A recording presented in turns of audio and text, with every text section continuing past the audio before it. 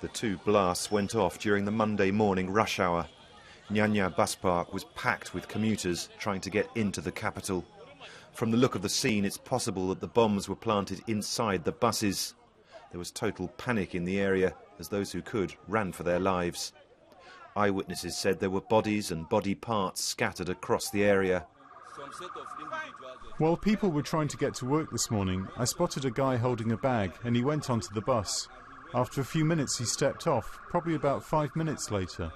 Then there was a huge explosion and before you knew it, people were dead. The timing of this attack seems it was meant to cause maximum damage. Ambulances rushed the injured to Abuja's hospitals, whilst trucks were seen ferrying away the dead. It's possible that this was yet another attack by the Islamist militant group known as Boko Haram. It wants to establish an Islamic state in northern Nigeria and has been causing havoc in recent months. The military has been accused of failing to protect the towns and villages in northeast Nigeria. Amnesty International says more than 1,500 people have been killed this year alone in Boko Haram-related attacks, most of them civilians. It's hard to know who's safe as the targets have been so widespread. Schools, mosques, churches, markets and military barracks have been hit.